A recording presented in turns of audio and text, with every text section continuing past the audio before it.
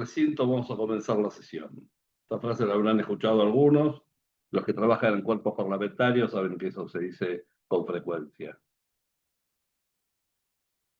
Algunos me conocen, otros no. Mi apellido es Pérez Burbón, Héctor Pérez Burbón. Si escuchan hablar de Torchi, también soy yo. Es un sobrenombre que tengo obligado porque tengo el mismo nombre que mi viejo y a él no le decía el sobrenombre, así que estaba destinado a tener sobrenombre desde que nací.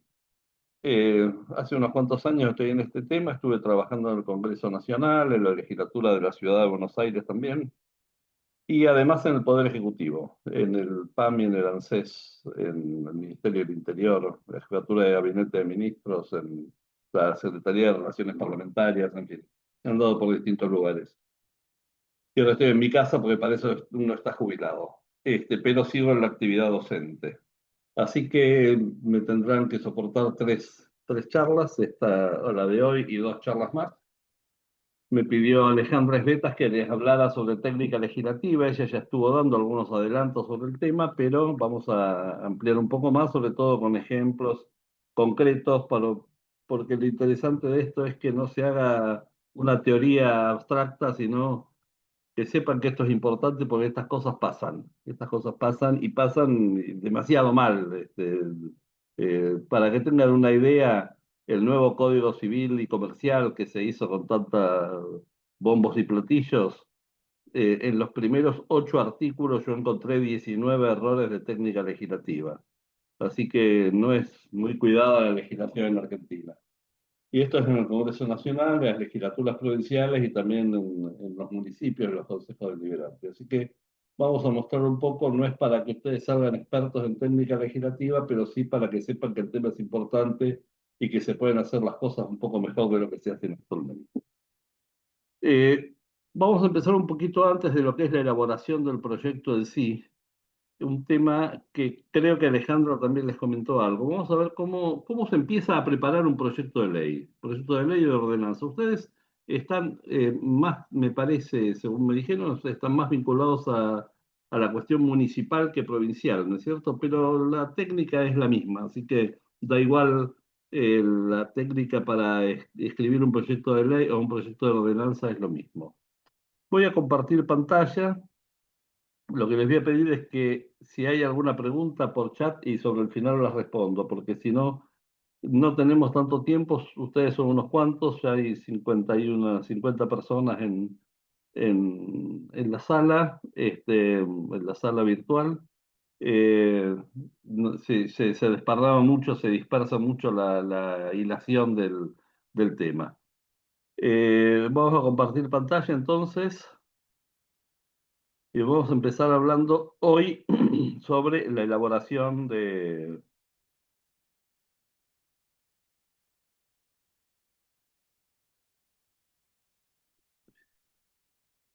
No, espere, no, espere un cachito.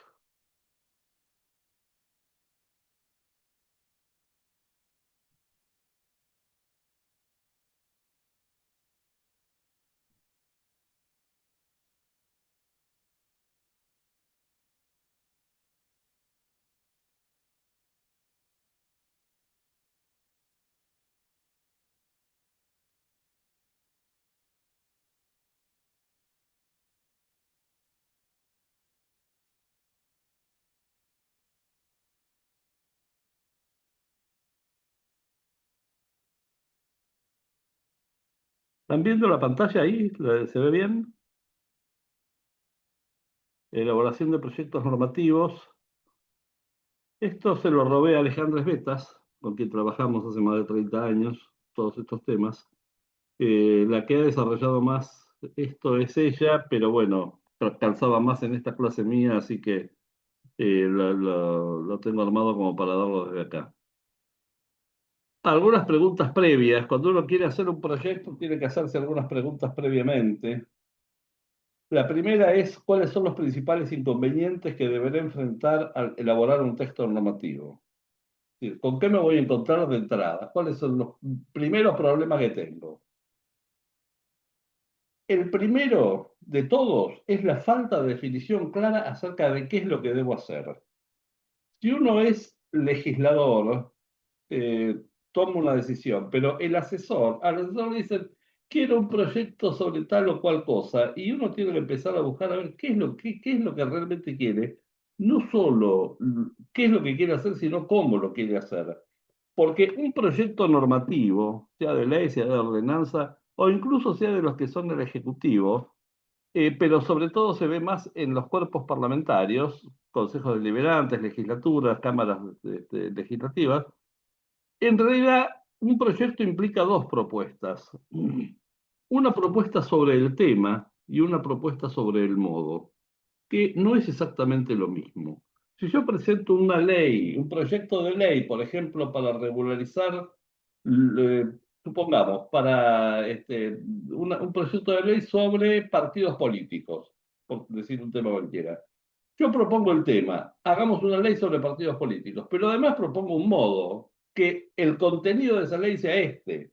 Entonces, esos dos temas tienen que estar definidos, porque no necesariamente estar de acuerdo con el tema implica estar de acuerdo con el modo. Yo puedo estar de acuerdo con sacar una ley de partidos políticos, pero no me gusta esta propuesta, quiero otra propuesta diferente. Entonces, estas son las dos cosas que el técnico legislativo tiene que tener primeramente en cuenta. ¿Qué es exactamente lo que se quiere hacer, tanto sobre el tema como sobre el modo? Las dos propuestas tienen que estar claramente definidas.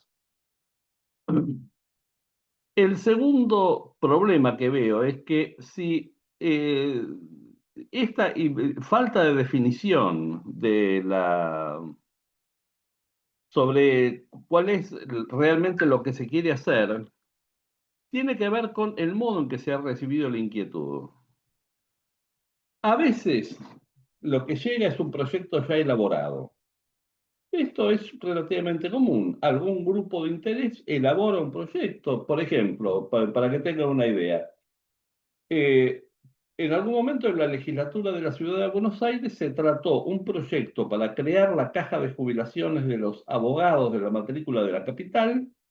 El proyecto había sido elaborado por el Colegio Público de Abogados directamente. Como no tienen iniciativa parlamentaria, no pueden ellos presentar un proyecto a título personal, lo que hacen es dárselo a algún legislador, pero ya el proyecto está hecho. Esto es una manera. La otra es una propuesta suficientemente desarrollada, pero no escrita como proyecto. Pero yo lo que quiero hacer es esto y lo demás allá. O puede ser una simple idea, una ley sobre más o menos sobre tal cosa.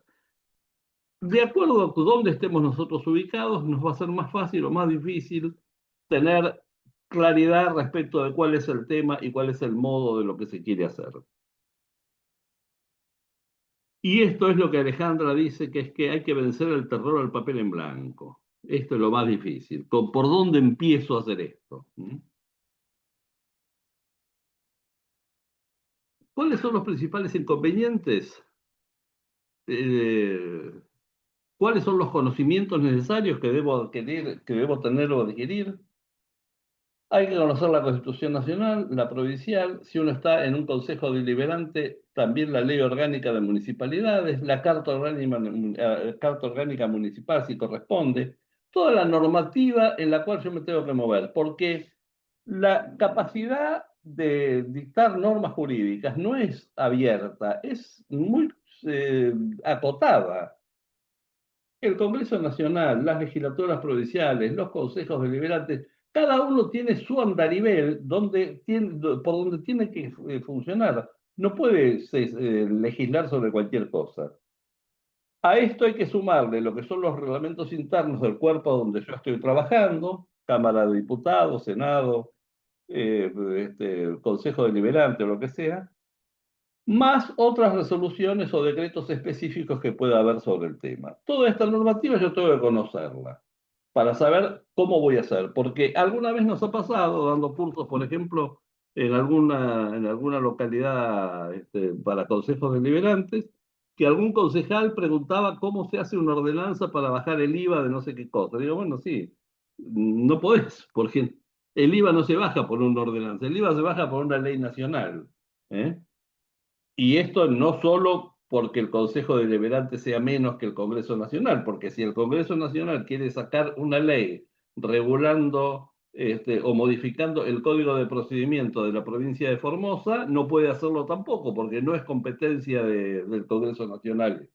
Entonces, esto es lo que hay que conocer bien. ¿Cuál es la normativa? ¿Cuál es el andarivel dentro del cual yo tengo que moverme? ¿Cuáles son los recursos con los que debo contar para poder trabajar? Información actualizada. Esto ahora es bastante fácil. Cuando yo empecé a trabajar en el Congreso en 1900, ¿qué te importa? Como diría don Ramón, no era tan sencilla la cosa. Había que ir a la biblioteca, buscar libros, papeles y qué sé yo. Hoy en Internet todo esto se consigue muy fácil, muy sencillo, pero hay que tomarse el trabajo de buscarlo y hay que saber buscarlo. Información actualizada. Asesoramiento especializado. El que el técnico legislativo que tiene que elaborar proyectos de ley o proyectos de ordenanzas no puede ser un especialista en todas las cosas. Ustedes imaginen el asesor de un legislador nacional, por ejemplo. Un día va a tener que trabajar sobre un proyecto de pediatría, al día siguiente sobre uno de siderurgia, después sobre pesca marítima, después sobre relaciones internacionales, después sobre farmacia, productos farmacéuticos, infinidad de cosas que es imposible que uno sepa todo eso. Entonces lo que tiene que saber hacer es cómo consultar con el especialista en siderurgia, en pediatría, en pesca marítima o en lo que sea. Esto es esencial. Por eso, uno de los tesoros más importantes que tiene un técnico legislativo es una buena agenda de direcciones, de saber a quién tiene que consultar en cada uno de los temas.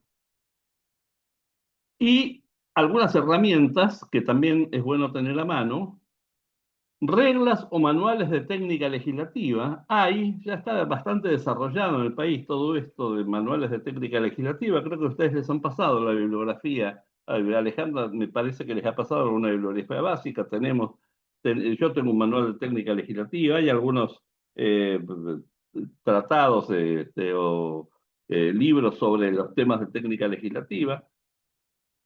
Manuales de evaluación costo-beneficio, esta es otra cosa que vamos a ver ahora enseguidita. Hay que ver cuánto cuesta, no cuánto cuesta en plata, sino cuánto cuesta en resultados la ley que estoy haciendo, la ordenanza que estoy haciendo. Y además las listas de verificación, Alejandra creo que también les comentó algo, ¿cómo hago yo una vez que hice las cosas, cómo las voy controlando? Estas son las herramientas que puedo tener. ¿Cómo las obtenemos? Por lo pronto la tecnología hoy nos da una buena mano. Eh, Como les decía recién, buscar antecedentes hoy en Internet es una cosa bastante sencilla. Y la otra pata de este tema es la capacitación, que es a lo que estamos apuntando hoy, por ejemplo, entre otras cosas.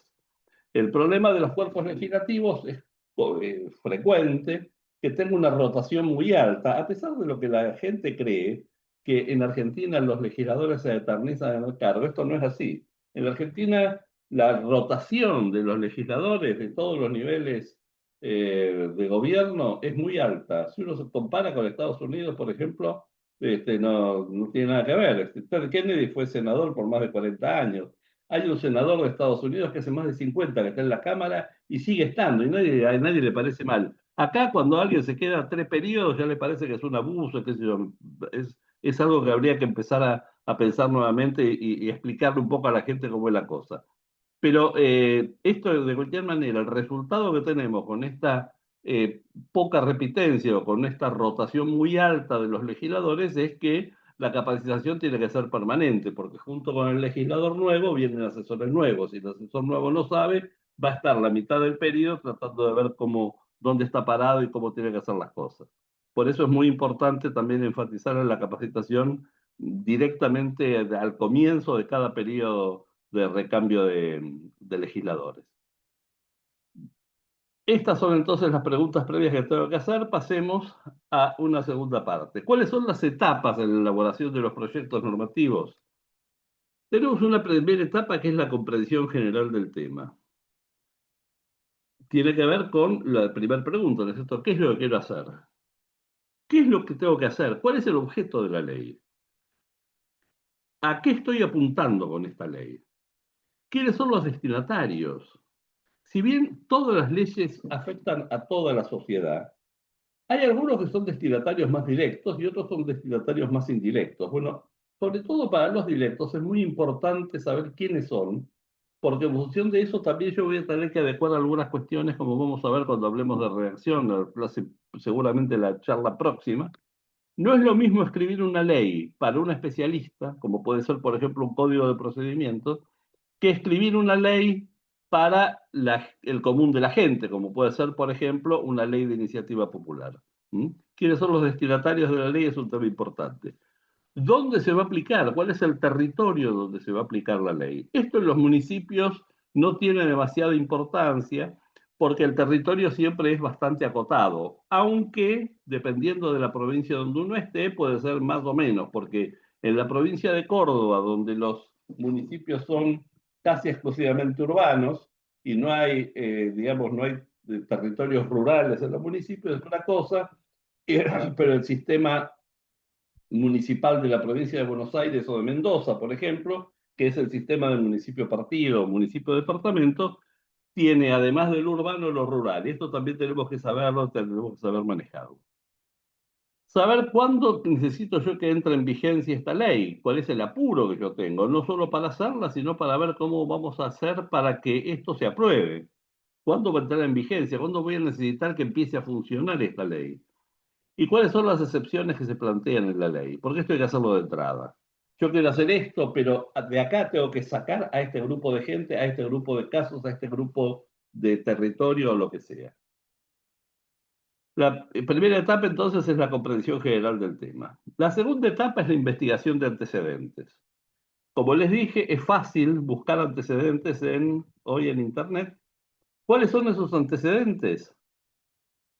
En primer lugar, antecedentes legales o legislativos. Hay que fijarse qué es lo que ya está legislado.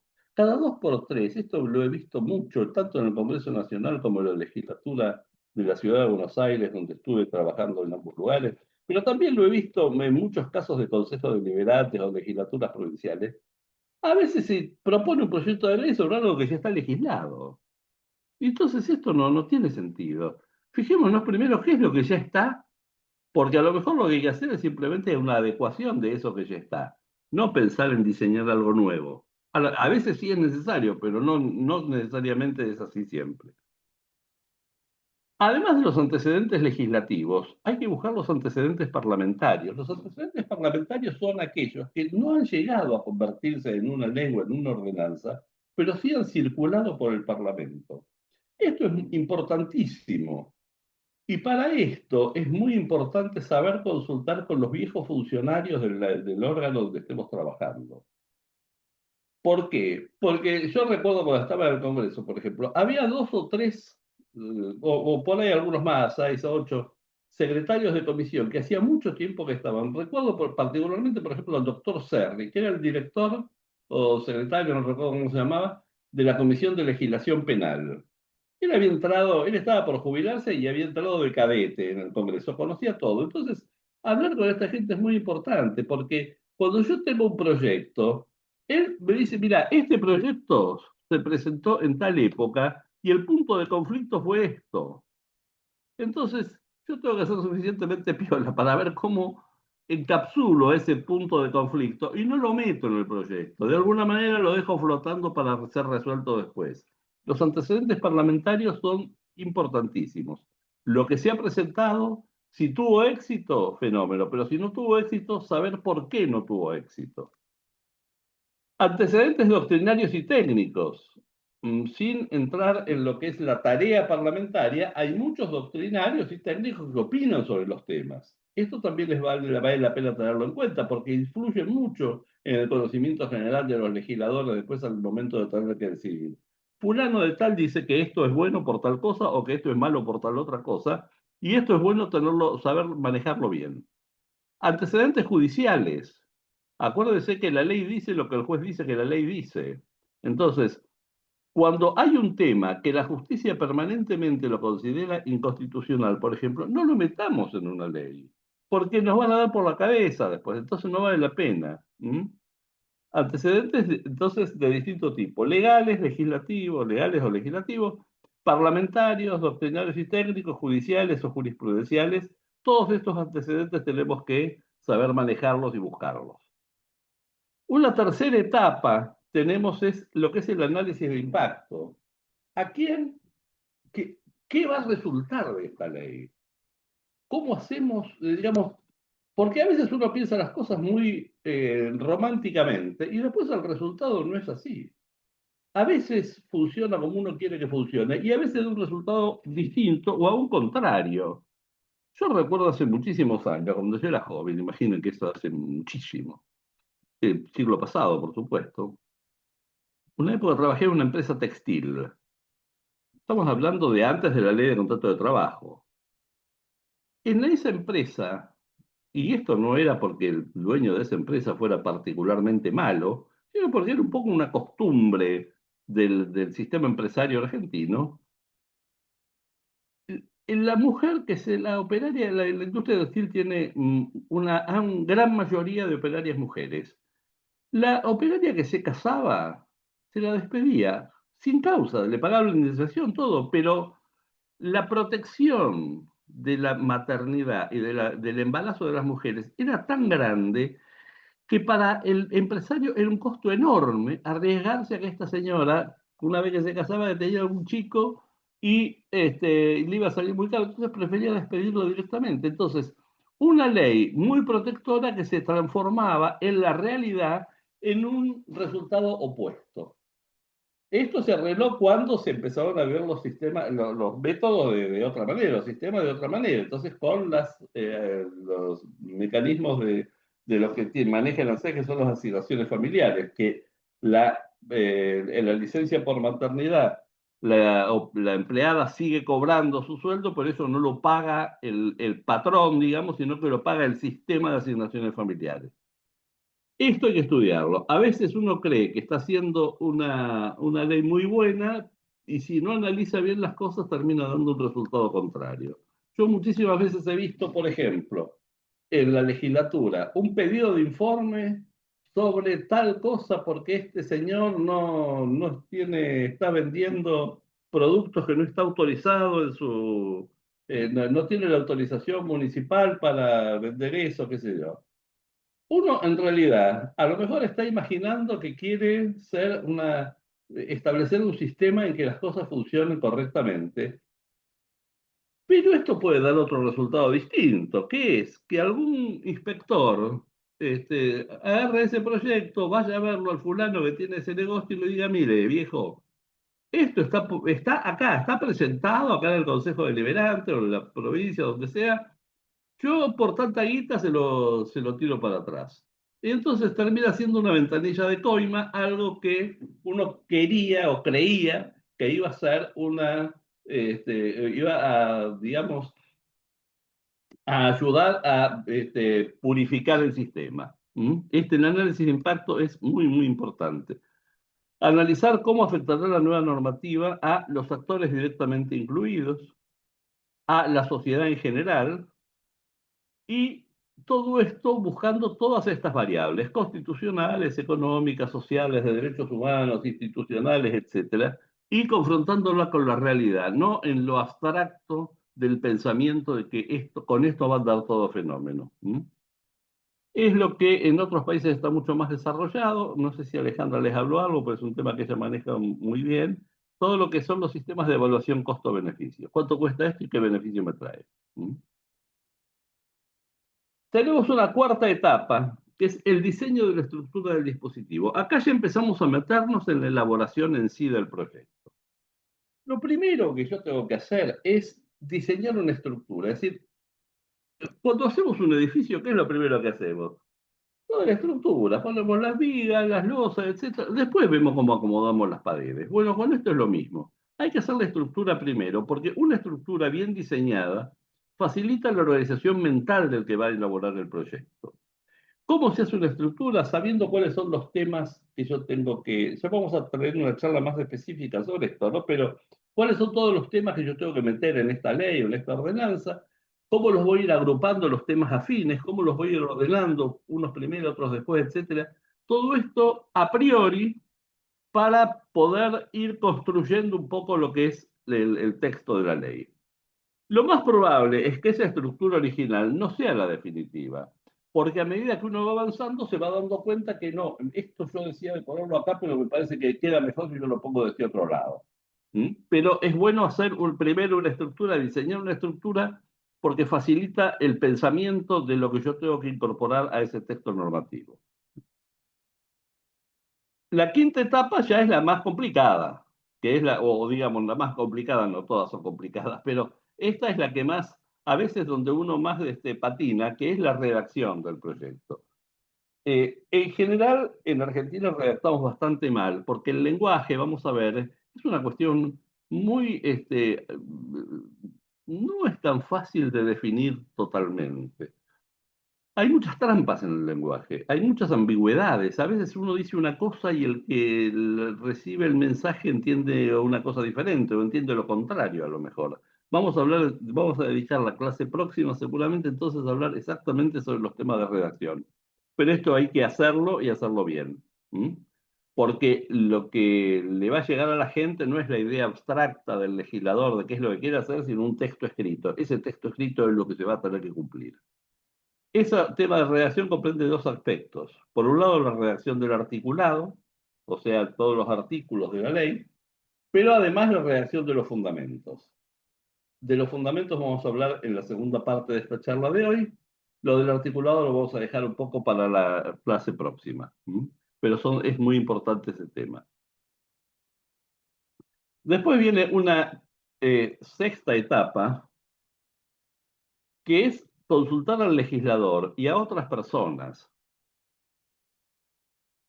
¿Por qué consultar con el legislador? Legislador que me encargó el trabajo, obviamente, para ver si efectivamente lo que yo hice es lo que él quería que yo hiciera. Porque a lo mejor él me tira una idea y yo agarro medio torcido y termino haciendo una cosa que no es la que él quería. Bueno, esto es importantísimo, porque si no es lo que a él le parece, tengo que ver cómo voy a corregirlo, porque el que va a ser responsable finalmente es él, ¿eh? El que va a presentar el proyecto es él. Entonces, hay que consultar con el legislador para ver si hay que establecer otras correcciones. Pero también es importante consultar con otras personas, porque cuando uno escribe, escribe sabiendo qué es lo que quiere decir, pero el que lee no siempre va a entender exactamente lo mismo. Está lleno de ambigüedades el lenguaje. Miren, cuando yo prendo esta computadora desde la cual les estoy mandando esto, me aparece un cartel que dice girar automáticamente activado. Estas tres palabras, sin ningún signo de puntuación. Girar automáticamente activado. Nunca supe si es que se activó un girar automáticamente o si la función de girar se activó automáticamente. No sé qué es lo que quiere decir eso. Son tres palabras nada más. Y sin embargo tiene dos interpretaciones diferentes. De esto está lleno el lenguaje y esto es lo que vamos a ver también en la clase próxima. Por eso es muy importante dárselo a otras personas que no han participado en la elaboración del proyecto, para ver si ellos entienden lo mismo que yo quise escribir. Porque si no, si ellos entienden otra cosa, la ley no está bien hecha.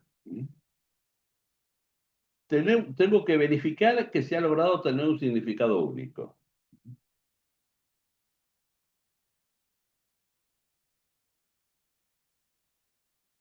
Eh, Hasta ahí estamos en la sexta etapa. Tenemos una séptima etapa que es la revisión final. Con todo esto, nosotros tenemos que volver a tomar el tema y fijarnos si todas estas observaciones que me han estado haciendo el legislador, otras personas, otros problemas que he tenido, lo que sea, cómo voy ajustando el texto que yo ya tenía escrito. Una revisión final. Y en esta etapa son muy útiles las listas de verificación. Creo que Alejandra les habló algo sobre temas de listas de verificación. Vamos a repasar un poco.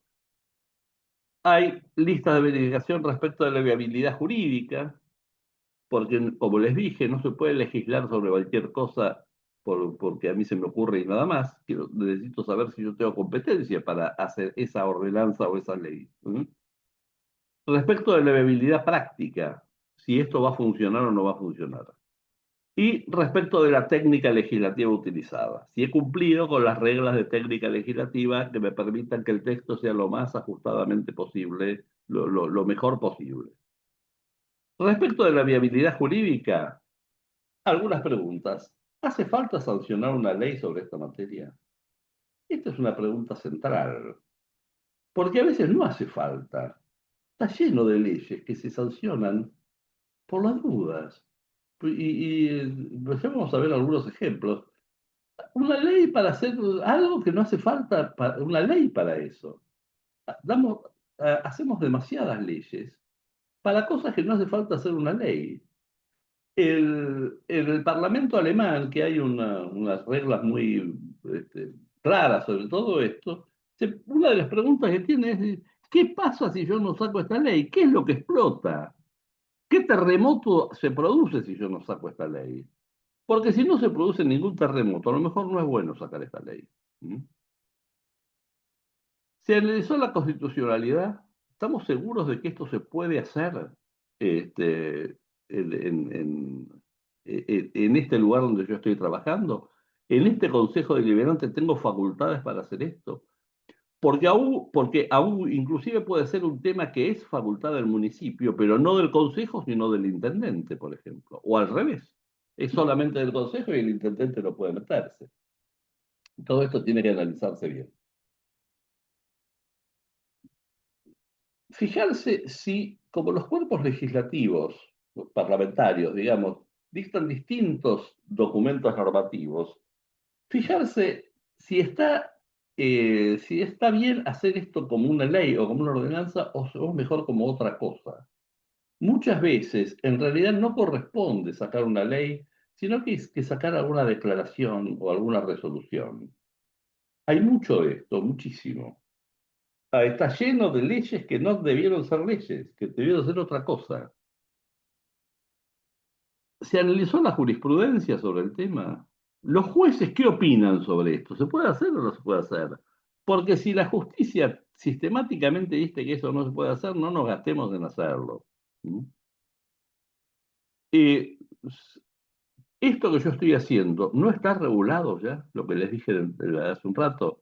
A lo mejor ya hay sobre esto. O a lo mejor no hay todavía una ley, pero sí hay proyectos sobre este tema. ¿Vale la pena presentar otro proyecto más o no es mejor trabajar en ese otro proyecto que ya está presentado para ver de arrimarlo a lo que yo pienso, por ejemplo? Bueno, estas son cosas que hay que preguntarse en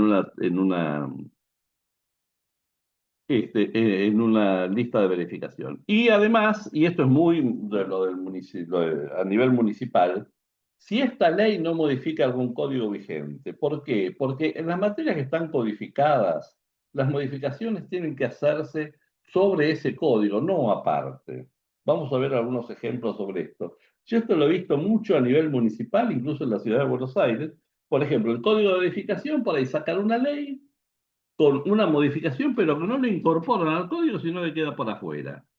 Vale, como texto normativo vale, pero para la gente es muy confuso. Pasa también las leyes nacionales, con los códigos, con el código penal, por ejemplo. No todos los delitos están en el Código Penal. Este Código Civil y Comercial que se ha sancionado ahora no contiene, no es realmente un Código Civil y Comercial. Muchas leyes centrales de la materia civil y comercial no están en el Código, están aparte. La ley de sociedades, por ejemplo. ¿Eh? Y algunas están mitad y mitad. El corretaje, el contrato de corretaje está parte del código y parte afuera. Bueno, esto no se hace. ¿Eh? Si hay un código sobre el tema, todo lo que sea esa temática tiene que estar metida dentro del código. Hay que modificar el código respecto de eso. Otro tema de listas de verificación respecto de la viabilidad jurídica. Si se evaluó el impacto desde el punto de vista social, económico y político. Lo que hablamos antes, el análisis de impacto es muy importante cuando uno está queriendo hacer una ley. Si esa ley si esa ley se aprueba, ¿qué va a pensar la gente? Dentro de un ratito vamos a ver con un poco más de detalle. Esto me lo hicieron notar dos alumnos que tuve hace muchísimo tiempo en una carrera técnica que estaba en la legislatura con la Municipalidad de Buenos Aires, de aquella época. Eh, es lo que es el consenso de sanción y el consenso de acatamiento. Muchas veces las leyes salen con un alto grado de consenso entre los que la aprueban, pero a la gente no le importa nada. Esas leyes no son buenas. Si tuviéramos un poco más de tiempo, podríamos hablar de calidad legislativa con algunas personas se han tomado el trabajo de hacer definiciones sobre calidad, y una de las definiciones es: calidad es adecuación al uso, calidad es satisfacción del destinatario, satisfacción del cliente. A veces sacamos leyes que a la gente no le importa. Esto no es bueno hacerlo. No es bueno tirar leyes así porque a mí me parece que esto es buenísimo, nada. Vamos a ver algunos ejemplos después. Se habló con la gente que va a estar interesada en esto por distintas maneras, con los funcionarios del Ejecutivo que va a tener que instrumentarla. Esto es muy importante. Cuando uno hace un proyecto de un tema grueso, digamos, importante, tiene que pensar que esto alguien va a tener que instrumentarlo. Y ese alguien es seguramente el Ejecutivo. Traigámoslo de entrada, a ver qué opinan, a ver si esto lo van a poder hacer o no. En la época yo estuve en la legislatura, era asesor del diputado Enrique Rodríguez, que era presidente de la Comisión de Desarrollo Económico. Uno de los temas importantes que había para tratar la ley, porque estaba en la Constitución, había que sancionarla, era la creación del Consejo Económico Social. Esto iba a tener que instrumentar el Ejecutivo todo esto. ¿Qué hacía? Por directiva del diputado Rodríguez, presidente de la comisión, las reuniones de asesores se hacían invitando también a los asesores del Ejecutivo, del Ministerio de Desarrollo Económico del Ejecutivo, para trabajar juntos. Lo mismo cuando se trató la ley de la procuración. Venían los abogados de la procuración para trabajar juntos los temas, porque son los que lo van a operar. Y esto es muy importante.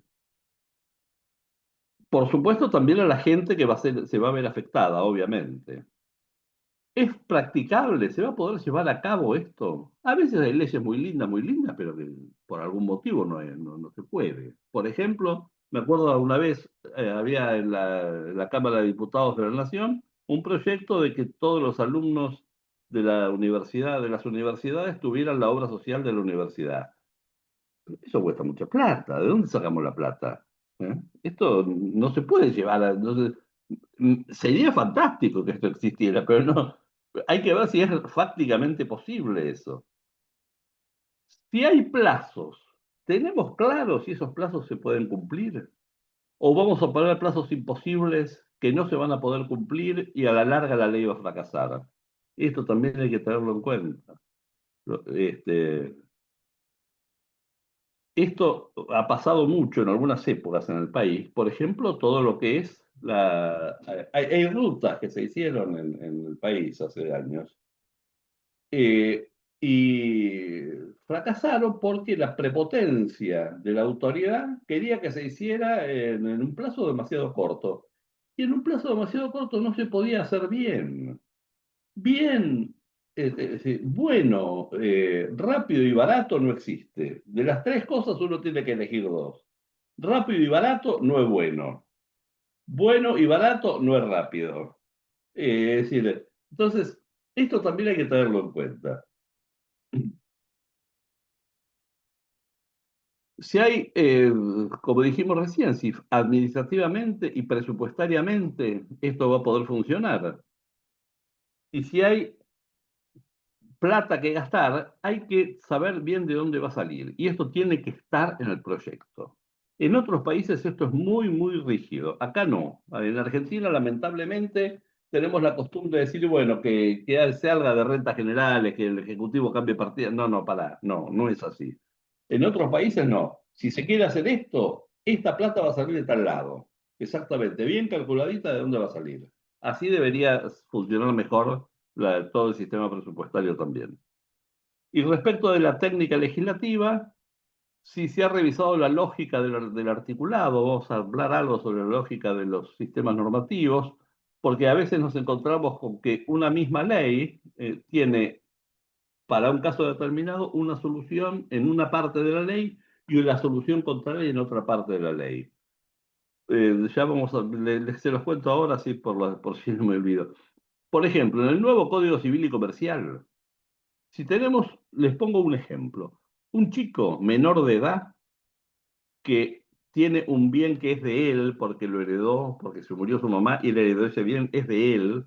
Si es menor de edad, el padre, como titular de la patria potestad, que ahora se llama responsabilidad parental, lo puede alquilar. ¿Mm?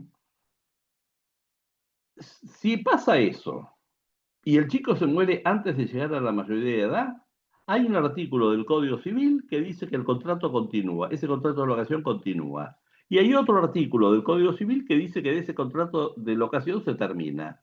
El mismo código dice las dos cosas. Bueno, esto no hay que hacerlo. No podemos tener este tipo de contradicciones dentro de la misma ley. ¿Mm? Que no falte nada tampoco. Hay también otros ejemplos respecto de lógica. Por ejemplo, creo que lo corrigieron, no tendría que revisarlo, pero durante mucho tiempo la ley de empleo público de la ciudad de Buenos Aires, por ejemplo, para el caso de la licencia por maternidad, establecía que establecía 45 días antes, 60 días después del parto, o sea, la licencia por maternidad de las empleadas, de las trabajadoras de la ciudad, del trabajo, del empleo público. Y lo que decía la ley era que si el parto se adelantaba, el plazo no usado antes del parto se sumaba al siguiente. Pero la ley no decía nada qué pasaba si el parto se atrasaba, por ejemplo. Esto no se puede hacer, porque si no, esto lo va a inventar el juez, y nada garantiza que un juez invente una cosa y otro juez invente la misma. Puede ser que invente otra, si tiene que inventar. Si se tuvieron en cuenta las reglas de técnica legislativa en general, para la elaboración de fundamentos y la redacción de los proyectos, esos son, ese es un esquema de lista de verificación. Hay otros, creo que se los ha mostrado Alejandro, me parece. Si se han consultado los antecedentes, si se ha revisado la legislación, si se han revisado los proyectos vigentes, si se han consultado fuentes públicas, sectores de interés, si se han consignado las fuentes, todo eso. ¿Mm?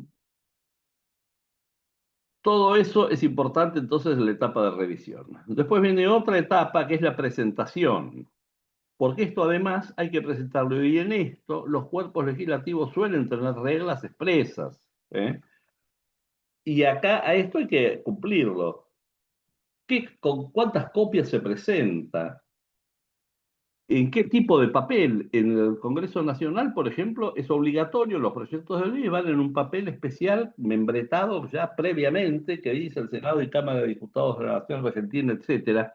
Les comento de paso que el etcétera ese estaba en la Constitución Nacional desde 1853. Decía el Senado y Cámara de Diputados de la Nación Argentina, etcétera, sancionan o promulgan o sancionan por fuerza de ley. El etcétera se sacó en la reforma del año 94. Hasta hace muy poquito, no sé si todavía sigue, pero hasta hace 2 o 3 años seguía estando en los papeles del Congreso. O sea que se ve que nadie leyó esa parte, pero bueno, anecdótico simplemente. Pero lo cierto es que esto es obligatorio hacerlo en tal tipo de papel, la cantidad de firmas, por ejemplo, cómo se presenta. En algunos lugares es obligatorio el soporte digital, la legislatura de la ciudad, por ejemplo. Hoy también puede ser que en algunos lugares ya esté habilitada la firma digital, etcétera. Reglas sobre formatos, intermediarios, bueno, todo esto hay que cumplirlo. Son todas formalidades, pero hay que cumplirlas. Y por último, ya una etapa final de la elaboración del proyecto es el seguimiento. Una vez que terminamos todo esto, tenemos que seguirlo en el trámite parlamentario. No es cuestión de ir, dejarlo en la mesa de entrada y irse a dormir. ¿Mm?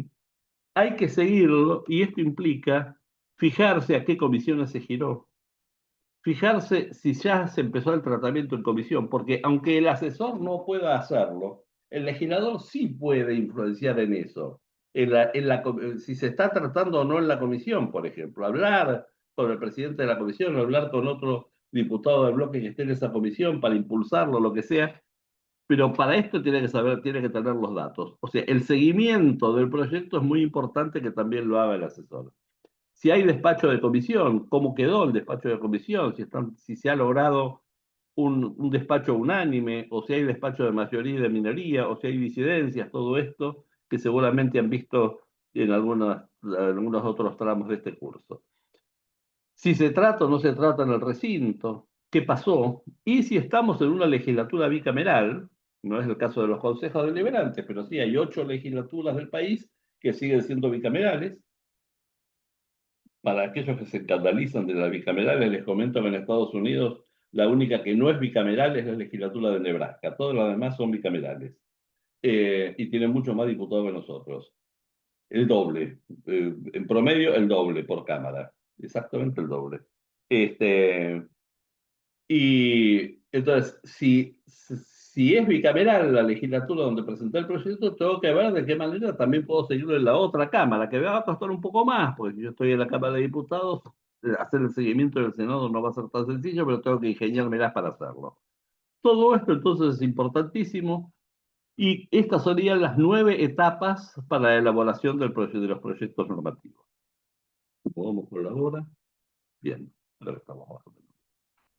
Eh, Pero como dijimos hace un rato, además del articulado, el proyecto tiene que presentarse con fundamentos. Tenemos, yo no sé si voy a hablar después para pasárselos, tenemos un trabajo publicado con Andrea Casajus, una lingüista, amiga mía. Hemos presentado un trabajo sobre la perspectiva de la elaboración de fundamentos. Lo presentamos en un colegio de administración pública en Mendoza hace como 10 o 15 años, no recuerdo. Ahí está muy detallado, pero bueno, vamos a ver algunas cuestiones mínimas ahora. La fundamentación de la ley. Los fundamentos tienen que tener este contenido general. ¿Por qué puedo hacer esto? ¿Por qué decidí hacer esto? ¿Y por qué es bueno hacer esto? El decidí es para mí, el por qué es bueno es para los demás. Porque si yo estoy en un cuerpo legislativo, no solamente soy yo el que tiene que creer que eso es bueno, sino que los demás también tienen que creer que es bueno, para que lo aprueben. No es mi voluntad única. En el Ejecutivo es un poco distinto, porque la decisión suele ser más unipersonal o al menos compartida entre muy pocos. Pero no es así en un cuerpo legislativo. Entonces, ¿por qué, ¿por qué puedo hacerlo? Ese es central, puedo hacerlo. ¿Por qué digo yo? ¿Por qué me decidí yo a hacerlo? ¿Y por qué es bueno para convencer a los demás? Estas son las 3 cosas. En este esquema, entonces, los fundamentos tienen que tener esta lista de contenidos. En primer lugar, un título. No se llama siempre igual. Eh, eh, Tenemos por lo menos 5 nombres distintos. Se llama mensaje cuando lo manda el Ejecutivo. El Ejecutivo lo manda con algo que se llama mensaje. Manda un proyecto de ley al Congreso, a la legislatura o al Consejo Deliberante y lo manda con algo que habitualmente se llama mensaje.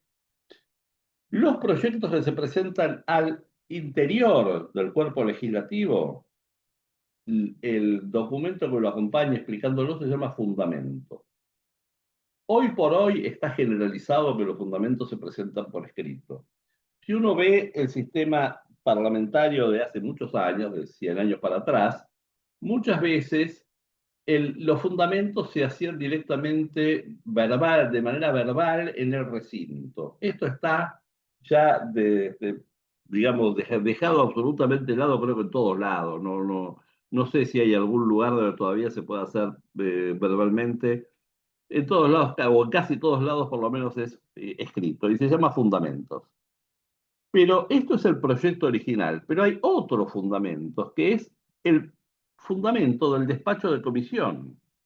Porque el despacho de comisión en realidad es un nuevo proyecto, que puede ser igual o no al proyecto original. Lo que hace la comisión cuando elabora un despacho no es opinar sobre el proyecto, sino hace un nuevo proyecto incorporando su opinión. Y a esto también hay que fundamentarlo y esto suele llamarse informe, informe de la comisión. Ustedes van a encontrar en algunos lugares algo que se llama exposición de motivos. Si se fijan la fecha, seguramente es durante alguna dictadura militar. ¿Por qué? Porque como el Congreso estaba cerrado, en esas épocas lo que se hacía era consultar con tres o cuatro o cinco profesionales, reconocidos profesionales del derecho, que preparaban el proyecto y estos lo elevaban a la autoridad del Ejecutivo, no había Congreso o legislatura, con algo que solía llamarse exposición de motivos. ¿Eh?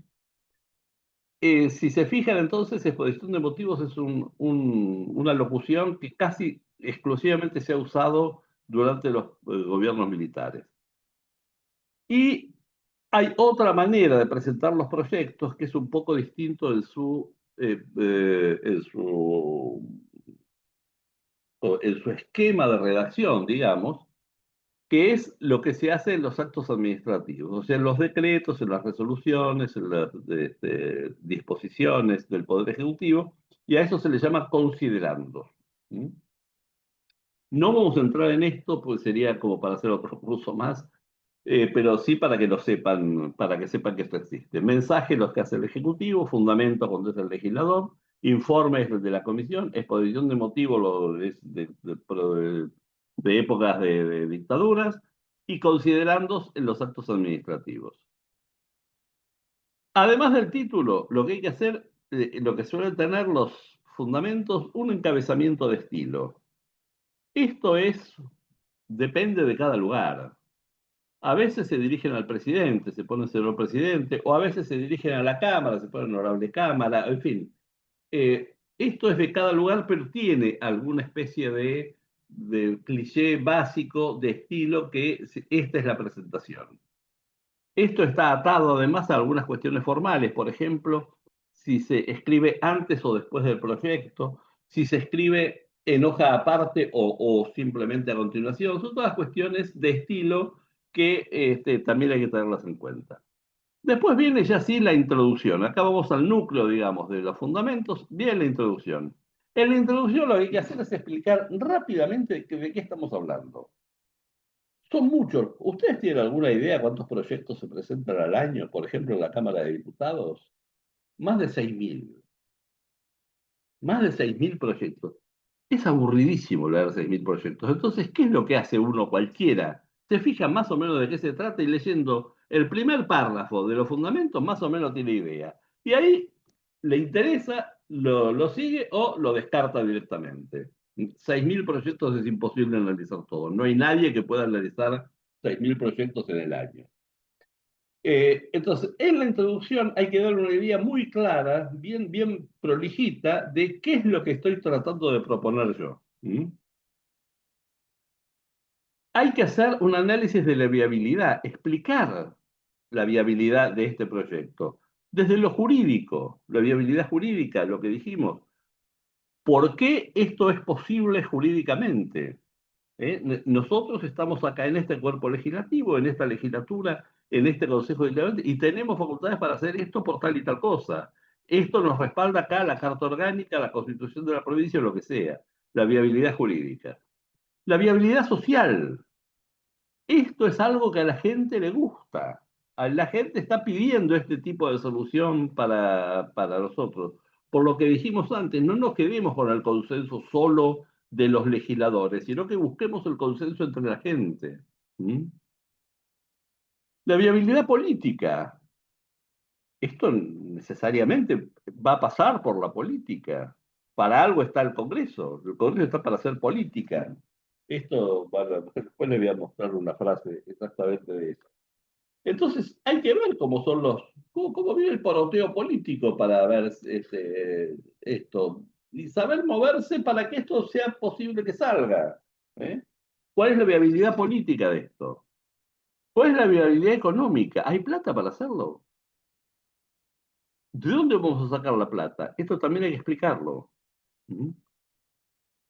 Esto en términos generales, sobre el tema en general. Pero además, un análisis exegético del articulado. Como les dije al comienzo, el proyecto es un tema y un modo. El tema es los primeros 4 puntos, la viabilidad jurídica, todo esto fenómeno. Pero además el modo. ¿por qué yo propongo esto de esta manera? Si yo propongo un plazo de 20 días, tengo que explicar por qué digo 20 días y no 14 o 30.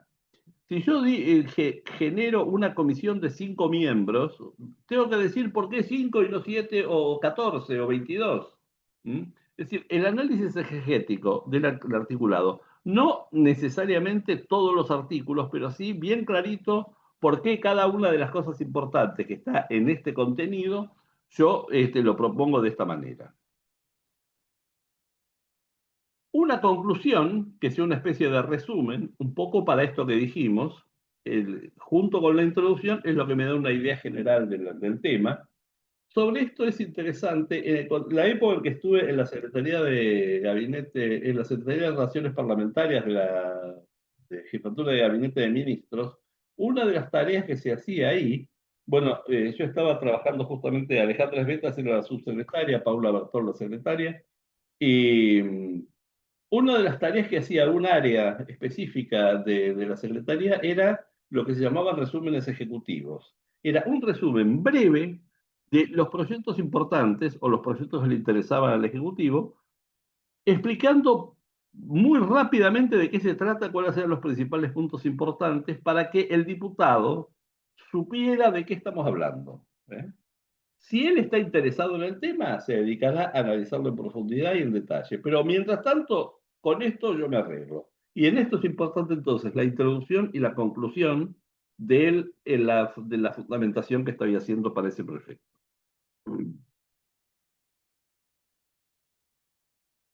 Y por último hay un cierre de estilo, que es también una especie de pedido al resto de los legisladores que lo apoyen. Esto tiene su cliché rutinario, digamos, algo que diga, por ejemplo, por todos estos motivos solicitamos a los integrantes de este cuerpo que el voto favorable al proyecto, solicitamos de nuestros colegas el voto favorable, que nos acompañen en el proyecto, es decir, una especie de cierre de estilo pidiéndole a los demás que estén de acuerdo y que voten el proyecto este. Y después tenemos un tema que es el asunto de las firmas, que esto también a veces está regulado. eh, y no es menor el tema de las firmas, porque a veces el que firma los fundamentos ni siquiera es un legislador. Alguna vez he visto, por ejemplo, un proyecto, estoy hablando de hace muchísimo, el gobierno de Alfonsín, un proyecto vinculado al tema de los diques del Niwil, en Mendoza, que los fundamentos venían firmados por el gobernador de la provincia de Mendoza. Tiene que firmarlo el diputado, pero también estaba la firma del gobernador de la provincia. Que quedara claro que este no es un proyecto del diputado fulano, que es el que tiene legitimación para presentarlo, sino que es un proyecto de la provincia de Mendoza, la que está interesado en que esto salga así. Entonces, el tema de las firmas también, a veces las firmas tienen un límite, a veces no, en algunos lugares no puede haber más de tantas firmas o lo que sea, esto depende del lugar donde estemos trabajando. Este entonces es el contenido de los fundamentos. Los fundamentos tienen que tener todas estas cosas. Pero hay algo que es muy importante. El estilo de los fundamentos tiene que ser fuertemente persuasivo. Cuando se presenta un proyecto de ley, no se le presenta a alguien abstracto, sino que se presenta a gente que seguramente tiene una manera de pensar que puede ser distinta de la mía, o aún contraria a la mía. Entonces yo tengo que escribir la fundamentación con un fuerte grado de persuasión para convencer de que esto es bueno. ¿Sí? Este estilo, como vamos a ver la charla próxima, es casi el opuesto a lo que es el estilo del articulado. El articulado tiene que escribirse de un modo absolutamente parco, sin influencias de sentimientos, normativos, nada más. Prohibido fumar, no prohibido fumar porque hace mal. Prohibido fumar, nada más. Esto es el articulado. Ahora, Los fundamentos no son así. Los fundamentos tienen que saber manejarse para ser convincentes. Porque si ustedes piensan un poco, el modo de decir algo puede tender más o menos hacia el convencimiento de lo que uno quiere, del efecto que uno quiere causar. Si uno dice, no, González es muy buen empleado, pero falta mucho. No es lo mismo que si uno dice, no, González falta mucho, pero es muy buen empleado. ¿Eh? El efecto que causa en el destinatario no es lo mismo. Entonces, esto es muy importante. Uno tiene que decir las cosas que quiere decir, pero tiene que decirlas de manera tal que al otro le caiga bien. No enfrentar mi posición con la del que piensa distinto, sino ver de qué manera tuerzo su propia opinión hacia mí. Esto es central. Entonces, la elaboración de los fundamentos es muy importante. Desgraciadamente, muchas veces se le da, no, casi ni se trata, se pone en medio cualquier cosa, ahí copiar cuatro cosas ahora que se puede copiar y pegar tan fácil de la internet, pone cuatro cosas, y eso en general es poco útil a los efectos de lo que uno necesitaría, que es que el proyecto realmente salga adelante. Es decir, esta persuasión que tiene que tener el proyecto es muy importante. Por eso, eh, si ustedes se fijan, en realidad el modo de escribir los fundamentos de un proyecto se parece bastante al modo en que se escribe una demanda judicial. Porque cuando yo escribo una demanda judicial, ¿qué es lo que hago? Me dirijo al juez para convencerlo de que lo que yo estoy diciendo es lo que corresponde hacer y que yo tengo la razón y que mi cliente está diciendo la verdad y que por lo tanto tiene que hacerle caso a lo que él pide. Con una diferencia importante. La demanda se le presenta a una persona que no tiene opinión previa sobre la cuestión. El juez no debería tener ningún tipo de opinión previa sobre lo que yo le estoy presentando. Si él tuviera opinión previa, estaría prejuzgando y eso sería motivo de recusarlo. En cambio, cuando yo presento un proyecto, se lo presento a gente que sí tiene opinión sobre el tema. Y es probable que por lo menos algunos piensen como yo, pero también algunos piensen de otra manera. Y más o menos parecido o muy distinto o directamente opuesto a eso. Entonces, la elaboración de los fundamentos es muy importante en este sentido para escribir las cosas con claridad, explicando bien, digamos, hay que saber manejar la explicación racional con la explicación, diría, sentimental. Las dos cosas, que entre por la razón y que lo mueva volitivamente al receptor a estar de acuerdo con eso. ¿Mm? Bueno, ya vamos a ir terminando porque se me está haciendo el tiempo muy largo. Como les dije, consenso de sanción y consenso de acatamiento. La fundamentación, además de servir para el convencimiento de los demás y lograr un consenso de sanción, también debería servir para lograr un consenso de acatamiento, para que la gente entienda por qué eso se ha hecho así. Porque la ley solo será acatada si es comprendida, y solo será comprendida si es suficientemente explicada. ¿Mm? A la gente hay que explicarle por qué las cosas son así, porque en la medida en que se toma una decisión se han descartado las demás. Entonces, lo que habría que hacer es que la gente tienda a cumplir con la ley porque se da cuenta que esa es la mejor solución que se podía conseguir, no porque si no la cumple si yo no la cumplo me dan un palo en la nuca. ¿Mm? Esto es, lamentablemente no es nuestro modo de trabajar, pero habría que atender a eso.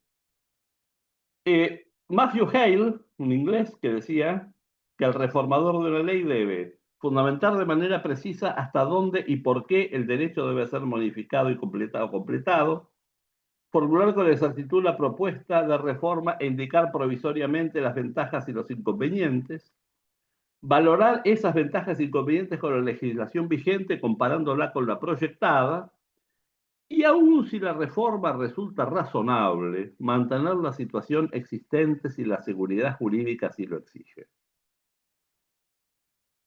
Como muchos de ustedes son concejales o están por ser concejales o van a estar ahí, vayan sabiendo una cosa. Siempre los van a criticar porque son unos vagos que no hacen nada. ¿Eh? Los locutores autopercibidos como periodistas en la televisión suelen decir, pero nunca sacan una ley, tardan muchísimo. Bueno, se tarda mucho en sacar una ley. Se aprueban pocas leyes por año. Yo no les voy a dar mi opinión, les voy a dar la opinión de 4 personas de distintos lugares y de distintas épocas de la historia universal. La primera es de Paul Rehnquist, un funcionario del Servicio de Investigaciones de la Biblioteca del Congreso de Estados Unidos. Esto fue dicho en un Congreso Internacional de Modernización Parlamentaria que hubo en 1990 en Buenos Aires. Este hombre dijo, la rapidez no es un atributo esencial de una legislatura y en la mayoría de los casos acelerar el proceso legislativo no es un propósito deseable. Desarrollar la política pública toma tiempo, mismo en esta era de comunicaciones casi instantáneas. Se debe consultar con los varios sectores de la sociedad que van a verse afectados por una determinada ley importante para determinar sus opiniones. Se debe consultar asimismo la opinión de los funcionarios ejecutivos que se van a encargar de la ejecución de la nueva política.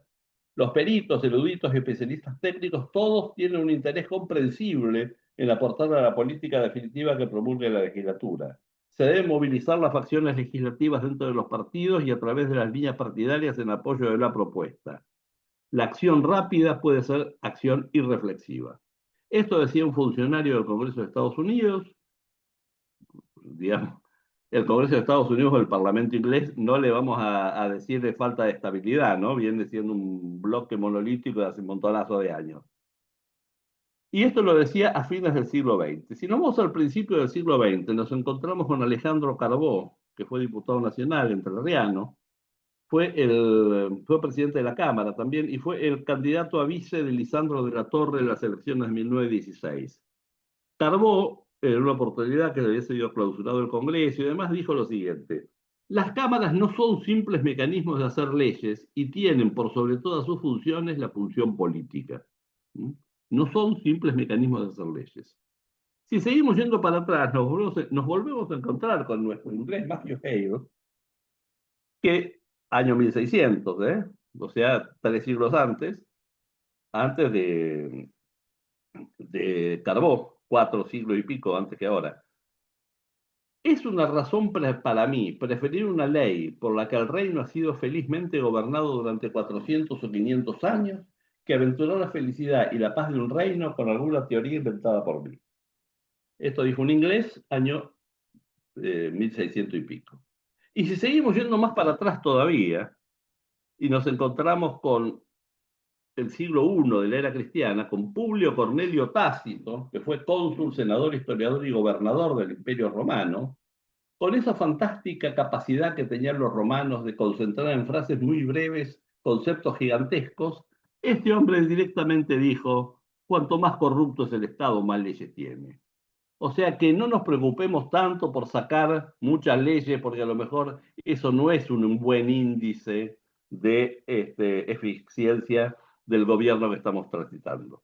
Bien, yo con esto termino. Eh, si alguno tiene alguna pregunta muy breve y me la manda por escrito, lo contestamos. Ahí tienen mi mail. Ustedes pueden preguntarme lo que quieran, que yo contesto lo que puedo. Eh, si no, se los piden a la gente de la organización. Y si no, nos vemos directamente el martes que viene. Espero no haberlos aburrido demasiado. Sorchi, Sí, hay una pregunta que dice, por ejemplo, cuando diseño una estructura para un proyecto, ¿cuál es el primer paso para que mesa de entradas no lo rechacen, el proyecto? Los pasos formales. no, espera, lo de la estructura del proyecto es otra cosa. El Eh, proyecto, la mesa de entradas no lo va a rechazar porque no le gusta la estructura, por lo menos en ningún cuerpo legislativo de la Argentina que yo conozco. Este, eh, eso, digamos, puede haber problemas formales para el rechazo en mesa de entradas. Por ejemplo, que falten firmas, por ejemplo, que no esté la suficiente cantidad de copias, por ejemplo, que no se haya hecho o que no se acompañe, supongamos, la versión digital o cosas por el estilo, pero no con la estructura. La estructura es el esqueleto de la ley. Esto, digamos, es privativo del contenido de la ley, no de la formalidad que es lo que revisa mesa de entrada. ¿Mm? Igual sobre estructura vamos a hablar la clase que viene. ¿Eh? No sé si hay algo más por ahí. No, en el chat no. Bueno, entonces nos vemos el lunes próximo, si Dios quiere. Ya voy a ser más viejo porque el sábado estoy cumpliendo años, así que me van a encontrar un poco más deteriorado. Ah, hay una pregunta de Teresa Mariño. ¿Está por escrita la pregunta?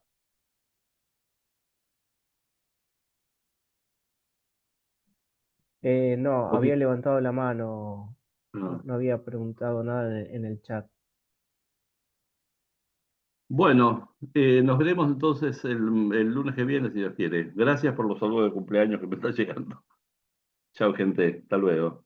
Espero no haberlos aburrido demasiado. Piacere.